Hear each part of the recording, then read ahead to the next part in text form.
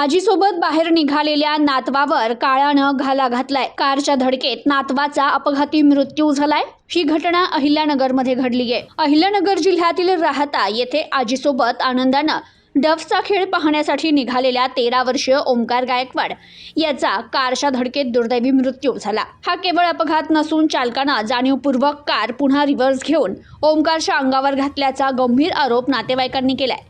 या घटनेनंतर राहता शहरात संताप निर्माण झालाय। या प्रकरणी पोलिसांनी 3 जणांना अटक केली असून 1 जण फरार आहे। मिळालेल्या माहितीच्या आधारे 8 मे रोजी ओमकार हा आपल्या आजीसोबत राहता शहरातील शनी चौक परिसरात डफचा खेळ पाहण्यासाठी जात होता। कृष्ण मंदिराजवळील वळणावर अचानक भरधाव वेगानं आलेल्या इर्टिगा कारनं आधी आजीला आणि नंतर ओमकारला जोरदार धडक दिली। धडकेनंतर ओमकार रस्त्यावर कोसळला।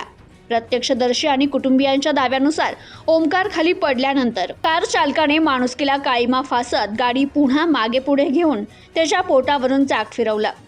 घटनेत गंभीर जखमी झालेल्या ओमकारला तात्काळ शिर्डीतील रुग्णालयात दाखल करण्यात आलं। प्रकृती चिंताजनक असल्यानं त्याला नाशिकला हलवण्यात आलं होतं। मात्र उपचार सुरू असतानाच त्याचा दुर्दैवी मृत्यू झाला। ओमकारच्या मृत्यूची बातमी समजताच कुटुंबियांनी आणि ग्रामस्थांनी संताप व्यक्त केला।